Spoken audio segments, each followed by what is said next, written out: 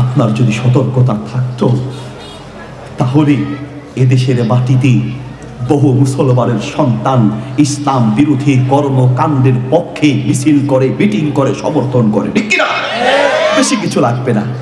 একটা ছেলে সে দাবি করছে আমি মন চাইলে মেয়ে হব, একটা মেয়ে দাবি করছে মন চাইলে সে ছেলে হবে, যেটাকে আধুনিক নাম দিয়েছে একটা প্রতারণার নাম, সেটা হচ্ছে ট্রান্সজেন্ডার, ঠিক কিনা?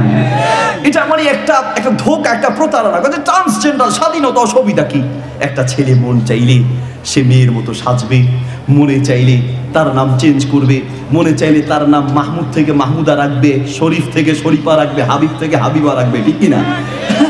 মনে চাইলে একটা মেয়ে তার ড্রেস চেঞ্জ করে, গোস্ত কেটে অপারেশন করে, মন চাইলে একটা মেয়ে সে পুরুষ সাজবে, আর মন চাইলে একটা ছেলে মেয়ের মতো সাজবে। আপনি কিচ্ছু বলতে পারবেন না, কারণ তার যুক্তি আছে। যুক্তি হলো সে স্বাধীন দেশে বাস করে, তার নাকি স্বাধীনতা আছে।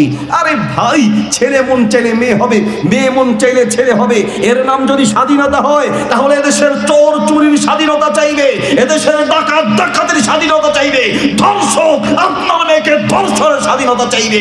এর নাম স্বাধীনতা নয়, এর নাম উচ্ছৃঙ্খলা, বেহায়াপনা, ঠিক কিনা? বুখারী শরীফে হাদিস আছে, হাদিস মুসলিম শরীফে আছে, আপনি উল্টাবেন কি দিয়ে? হাদিস মিশকাত শরীফে আছে, হাদিস সহিহুল জামি কিতাবে আছে, হাদিস সহিহ ইবনে হিব্বানে আছে, হাদিস মিশকাতুল মাসাবিহে আছে। নবী সাল্লাল্লাহু আলাইহি ওয়াসাল্লাম বলেন, লা'নাল্লাহুল মুতাশাব্বিহিনা মিনার রিজালি বিন নিসা ওয়া লা'নাল্লাহুল মুতাশাব্বিহাত মিনান নিসাই বির রিজাল। যেই সকল পুরুষ মহিলার সাদৃশ্য গ্রহণ করে, যেই সকল মহিলা পুরুষের সাদৃশ্য গ্রহণ করে, আল্লাহর নবী বলেন এদের উপরে আল্লাহর গজব পড়বে। আল্লাহর নবী বলেন এদের উপরে আল্লাহর গজব পড়বে।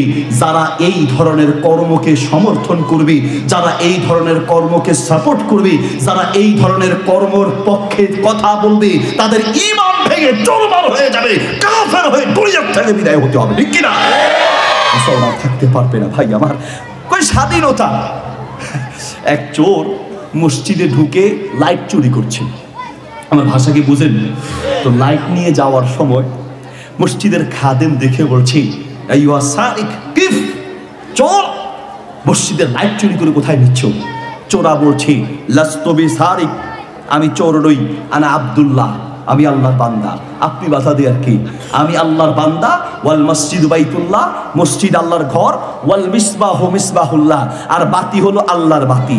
আল্লাহর ঘরের জিনিস, আল্লাহর ঘর, আল্লাহর বাতি, আল্লাহর বান্দা নিয়ে যাচ্ছে, তুমি বাধা দেয়ার কি? রাখবো না নিবো, এটা আমার স্বাধীনতা। খাদেম বলছে, একটু দাঁড়াও, কুম, একটু দাঁড়াও, ইন্তাজিরলি, আমার জন্য একটু অপেক্ষা করো।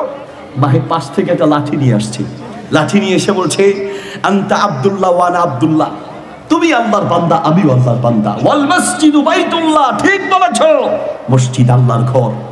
তুমি যেমন আল্লাহর ঘরে এসেছো, আমিও আল্লাহর ঘরে এসেছি, ঘর আল্লাহ, তুমি আল্লাহর বান্দা, আমিও আল্লাহর বান্দা।